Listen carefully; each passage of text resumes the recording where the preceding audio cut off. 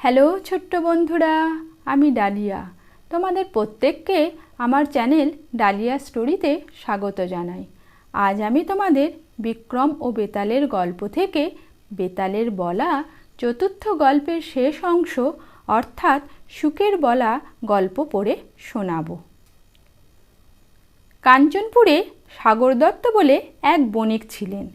তার ছেলে শ্রীদত্ত দেখতেও যেমন সুন্দর, স্বভাবও তেমনই ভালো। অনঙ্গপুরের সোমদত্ত বণিকের মেয়ে জয়শ্রীর সঙ্গে তার বিয়ে হয়েছিল। বিয়ের পর শ্রীদত্ত বাণিজ্যে গেল।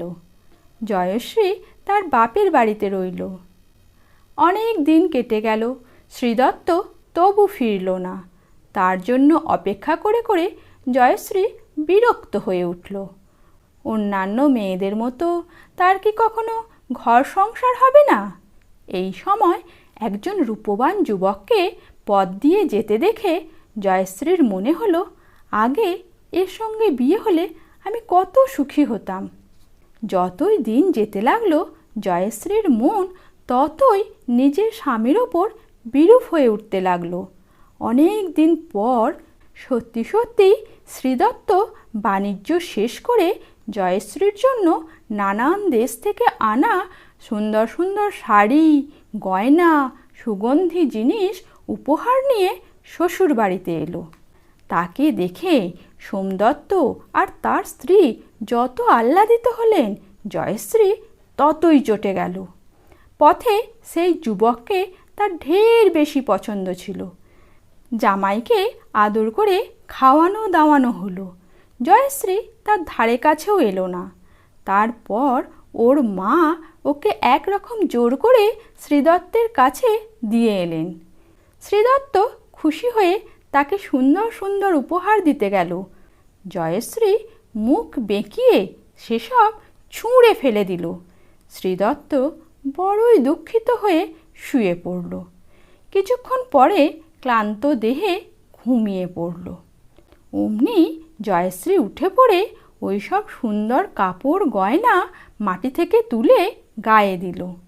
তারপর নিঃশব্দে দরজা খুলে পথে বেরিয়ে পড়ল।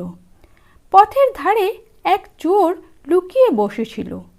জয়শ্রীর গায়ে দামি গয়না দেখে সে তার পিছু নিল। কাছেই জয়শ্রীর সখীর বাড়ি। জয়শ্রী সেখানে গেল। সেদিন সেখানে সেই রূপবান যুবকটিও অতিথি হয়েছিল। সে অন্য ঘরে বিশ্রাম করছিল। এমন সময় একটা বিষাক্ত সাপ তাকে কামড়িয়ে দিল। প্রায় সঙ্গে সঙ্গেই সে মারা গেল। সখীর বাড়ির সদর দরজার বাইরে একটা শিরীষ গাছ আছে। সেই গাছে একটা ভূত থাকত। চোরও ওই গাছতলায় লুকিয়ে বসেছিল। দুজনেই সব দেখেছিল। অমন ভালো স্বামীর সঙ্গে জয়শ্রীর এত খারাপ ব্যবহার দেখে ভূতটা বেজায় রেগেছিল। তারপর যেই না জয়শ্রী ওই ঘরে ঢুকেছে, অমনি ভূত করেছে কি, অতিথির মরা দেহে ঢুকে লাফিয়ে উঠে জয়শ্রীর নাকের ডগাটা এক কামড়ে কেটে নিয়েছে। নিয়েই ভালো মানুষের মতো আবার গাছে গিয়ে চড়েছে। ব্যাপার দেখে চোর তাজ্জব বনে গেল। এদিকে জয়শ্রীর গা রক্তে ভেসে যেতে লাগলো। সখী কি যে করবে ভেবে পেল না। একে অতিথি মরে পড়ে আছে, তার ওপর এই কাণ্ড। ছুটতে ছুটতে জয়শ্রী বাপের বাড়ি ঢুকে হাও মাও করে কেঁদে বলতে লাগলো, ও মা, ও বাবা, এ কেমন স্বামীর হাতে দিয়েছো আমাকে, সে যে আমার নাক কেটে নিয়েছে। বাড়ি শুদ্ধ সবার ঘুম গেল ছুটে। ও মা, তাই তো, কি সর্বনাশ! মেয়ের যে নাক কাটা, সারা গায়ে রক্ত। হট্টগোল শুনে জামাই বেচারির ঘুম ভেঙে গেল। সে ব্যস্ত হয়ে ঘর থেকে বেরুতেই শ্বশুর তাকে কোটালের হাতে সঁপে দিলেন। তার আর দুর্দশার শেষ রইল না। নানা রকম অত্যাচার অপমান সইতে হলো। তারপর তাকে টেনে প্রধান বিচারপতির সামনে খাড়া করা হলো। তিনি জয়শ্রীর কথাই বিশ্বাস করলেন। তাছাড়া শ্রীদত্ত শুধু বলেছিলেন, ধর্মাবতার, আমি এ ব্যাপারের কিছুই জানি না। আপনি যেমন বিচার করবেন আমি তাই মেনে নেব। বিচারপতি তাকে দোষী সাব্যস্ত করে শুলে চড়াবার হুকুম দিলেন। চোরটা খুব খারাপ ছিল না, সে তো সবই জানত। একটা নির্দোষ লোকের প্রাণদণ্ড হবে এ তার সহ্য হলো না।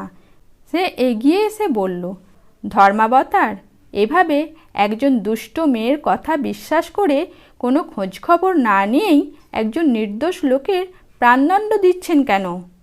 তখন বিচারপতির চৈতন্য হলো। তিনি চোরের কাছে সব কথা শুনে জয়শ্রীর সখীর বাড়িতে লোক পাঠালেন।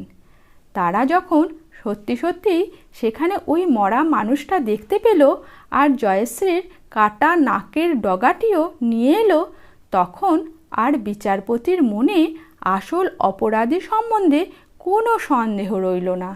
শ্রীদত্তকে শুধু মুক্তি দিলেন না, তাকে হেনস্থা করার জন্য অনেক ক্ষতিপূরণও দিলেন। আর জয়শ্রীর মাথা মুড়িয়ে, ঘোল ঢেলে, উল্টো গাধায় চড়িয়ে শহরময় ঘুরিয়ে আনা হলো। গল্প শেষ করে শুক বলল, তবেই বুঝুন মহারাজ আমি কেন মেয়েদের পছন্দ করি না। এই বলে বেতালও তার গল্প শেষ করে বিক্রমাদিত্যকে জিজ্ঞাসা করল, এবার আপনি বলুন মহারাজ, জয়শ্রী আর নয়নানন্দের মধ্যে কে বেশি পাপিষ্ঠ? বিক্রমাদিত্য বললেন, দুই সমান। আবার ঠিক উত্তর পেয়ে বেতাল সাঁ করে শ্মশানে ফিরে গিয়ে গাছে ঝুলে রইল। বিক্রমাদিত্য সঙ্গে সঙ্গে তাকে নামিয়ে কাঁধে ফেলে আবার রওনা দিলেন। বেতালও অমনি তার পঞ্চম গল্প বলা শুরু করল। বন্ধুরা, আজ এই পর্যন্ত। আবার বেতালের বলা পঞ্চম গল্প নিয়ে ফিরে আসব তোমাদের কাছে। ভালো থেকো, টাটা।